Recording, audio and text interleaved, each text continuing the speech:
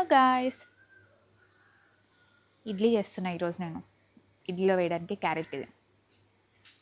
నేను పోస్ట్ చేసే వీడియోస్ అన్నీ నేను కుక్ చేసినవే. ఎప్పుడు నేను కనిపించలేదు కదా, ఈరోజు నేను కనిపిద్దామని స్టార్ట్ చేశాను. ఆల్రెడీ వేసేసాను ఇడ్లీ. మా మమ్మీకి మేము చిన్నప్పటి నుంచి హెల్ప్ చేస్తాం. కానీ మా మమ్మీ చుట్టాలందరికీ చిన్నప్పుడు అంటే like 3rd class, 2nd class, 4th class మా పిల్లలు ఏం పని చేయరు అని చెప్పారు. వాళ్ళ పిల్లలు కూడా ఏం పని చేయరు, కానీ వాళ్ళ పిల్లలకి బాహుబలి ఎలివేషన్ ఇస్తే మా మమ్మీ మాకు ఫ్లాప్ సినిమా హీరో ఎలివేషన్ ఇచ్చారు. దాని ఎలివేషన్ కూడా అనరు, ట్రోలింగ్ అంటారు లిటరల్. ఈ కాలంలో డబ్బులతో పాటు మాట్లాడడం కూడా చాలా అవసరం. మాట్లాడడం రావాలి, ఎలివేషన్లు ఇవ్వడం రావాలి. మా మమ్మీకి ఇప్పుడు వచ్చేసింది, అప్పట్లో వచ్చేది కాదు.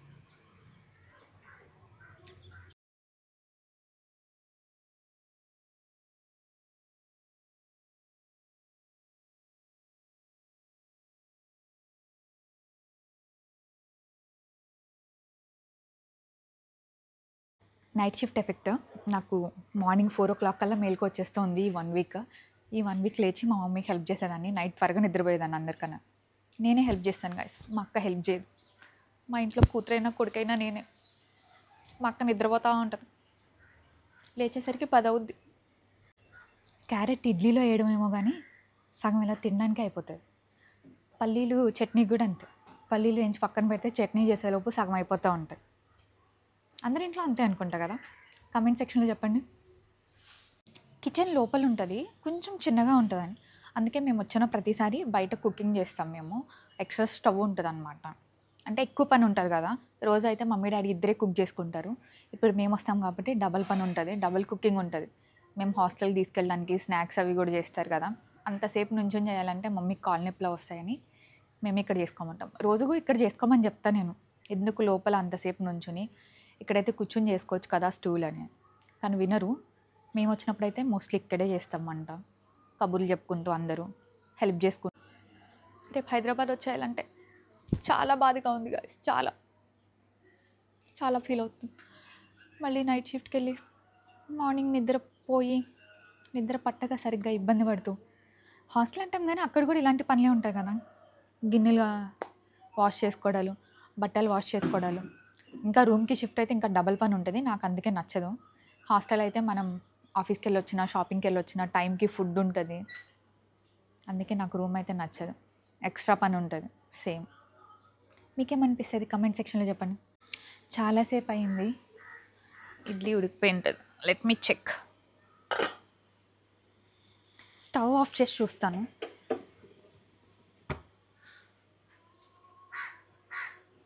అయిపోయింది ఇడ్లీ. మమ్మీకి డాడీకి ఇచ్చేసి నేను తింటాను తర్వాత. నా ఛానల్ ఫస్ట్ టైం చూసే వాళ్ళైతే ఒకసారి ఛానల్లోకి వెళ్ళి నా వీడియోస్ అన్నీ చూడండి. మీకు నచ్చితే నా ఛానల్ సబ్స్క్రైబ్ చేసుకోండి. అలాగే ఇన్స్టాగ్రామ్లో కూడా నన్ను ఫాలో చేయండి. మా అక్క ఇప్పుడు లేచింది గైస్. ఇప్పుడు ఆల్మోస్ట్ పని అంతా అయిపోయాక అప్పుడు లేస్తుంది లాస్ట్లో వచ్చి. నేను వీడియో రికార్డ్ చేసుకుంటున్నాను కూడా లేకుండా తుతు అని మాట్లాడుకుంటున్నారు వాళ్ళిద్దరు. మా అక్క నేను ఎప్పుడు కొట్టుకుంటూ ఉంటాం ఇంట్లో. మా అక్క అయితే ఫుల్ అల్లరి చేస్తుంది. మా మమ్మీ అంటారు, పక్కింట్లో వాళ్ళు ఉన్నారంటే వాళ్ళు వచ్చి 1 month అవుతుంది, అసలు ఇంట్లో ఉంటున్నారో లేదో ఎవరికి తెలియట్లేదు అంటారు. అదే మీరు వస్తే ఊరు మొత్తం తెలుస్తుంది మీరు వచ్చారని అని చెప్తా ఉంటారు. మనం బ్రతుకుతున్నామని 10 మందికి తెలియకపోతే ఆ బ్రతికెందుకు చెప్పండి కదా.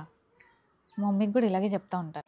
ఈ 1 week almost 10 days fast food నుంచి, ఫాస్ట్ లైఫ్ నుంచి మంచి బ్రేక్. ఇది must need. Almost 7 to 8 months అయిందని చెప్పా కదా ఇంటికి వచ్చి. నేను 7 to 8 months అయింది ఆల్మోస్ట్ నేను ఇంటికి వచ్చి. సో ఇది మస్ట్ నీడెడ్ బ్రేక్ అనమాట నాకు from fast food and fast life. ఈ 10 days చాలా బాగుంది. మళ్ళీ రెగ్యులర్గా వస్తూ ఉండాలి ఇంటికి. ఒక 2 to 3 monthsలో మళ్ళీ వస్తాను. మా తాతగారు కూడా అడుగుతూ ఉన్నారు, ఎందుకన్నా రోజులు రాలేవు, వచ్చి వెళ్తూ ఉండు అని. సో రెగ్యులర్గా. మా మమ్మీకి ఒకసారి హెల్త్ బాగాలేకపోతే ఇడ్లీ పిండి అవి నేను ప్రిపేర్ చేశాను అనమాట. 1 minute ఒకసారి వెళ్ళేదాన్ని, పిండి అయిపోయిందా తీసేయొచ్చా అని. మా మమ్మీ, దీనికన్నా నేనే లేచి చేసుకుంటే బెటర్ కదా, ఎందుకలా తలనొప్పి తెప్పిస్తున్నావు నాకు అని విసుక్కునేవాళ్ళు. మమ్మీ బాగాలేక నిద్రపోతే నేను వెళ్ళేదాన్ని 1 minute ఒకసారి. ఇడ్లీ అయిపోయిందా చూడు మమ్మీ, పిండి అయిపోయిందా చూడు మమ్మీ అని.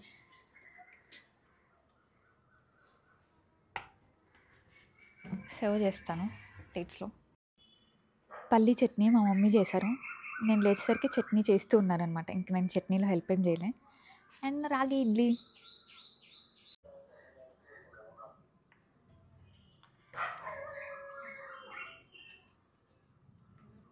మా ఇంట్లో బర్డ్ సౌండ్ వస్తూ ఉంటుంది, పిచ్చుకలు, కాకులు. మా ఇంటి ముందే సెల్ టవర్ పెట్టారు. అది పెట్టినప్పుడు అందరూ అనేవాళ్ళు ఇంకా పిచ్చుకలు రావు అని, కానీ వస్తాయి.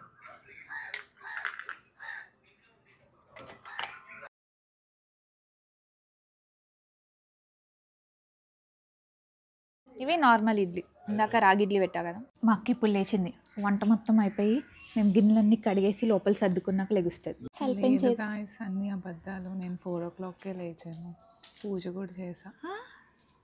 కుంకుమ ఏది మరి? కుంకుమ పెట్టుకోవడం మర్చిపోయాను యాక్చువల్లీ. పూజ చేసే వాళ్ళు కుంకుమ మర్చిపోతారా?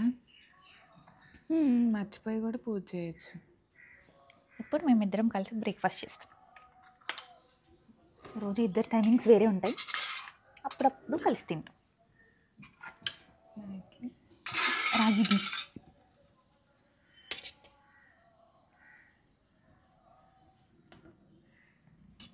నార్మల్ ఇడ్లీ. చట్నీ మమ్మీ చేసింది, నేను చేయలేదు.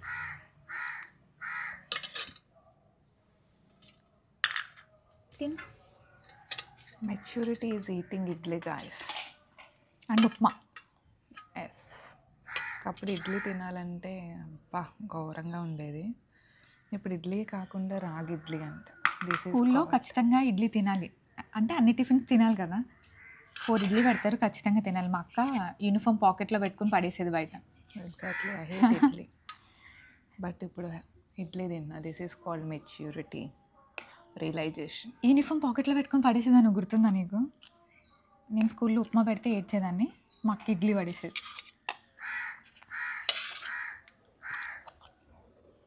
బాగుందా రాగి ఇడ్లీ? ఇడ్లీ తినడమే కాకుండా ఇది బాగుందని చెప్పడం ఇంకా వేరే లెవెల్. చట్నీ కూడా బాగుంది.